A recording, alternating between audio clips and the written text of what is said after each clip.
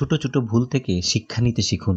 মনে রাখবেন, হোঁচট সবসময় ছোট ছোট পাথরের সাথেই লাগে, পাহাড়ের সাথে নয়। অন্য কারুর জন্য যোগ্য হয়ে ওঠার আগে নিজের জন্য যোগ্য হয়ে উঠো, কারণ মানুষ অন্যকে বুঝতে গিয়ে নিজেকে বুঝে উঠতে পারে না। দিনে একবার নিজের সাথে কথা বলো, নয়তো বিশ্বের একজন দুর্দান্ত মানুষের সঙ্গে সাক্ষাৎ থেকে বঞ্চিত হবে।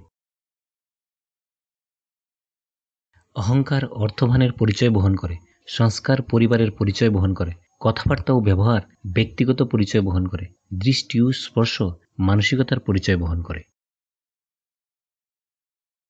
সম্পর্ক যতই গভীর হোক না কেন, নিজের ব্যক্তিগত জীবনের কথা কাউকে বলা উচিত নয়, কারণ একটা সময় দেখবে সেই ব্যক্তিগত জীবনের কথা তুলে সে তোমায় কষ্ট উপহার দেবে। আমার সবচেয়ে ভালো বন্ধু আয়না, কারণ আমি যখন কাঁদি তখন সে হাসে না।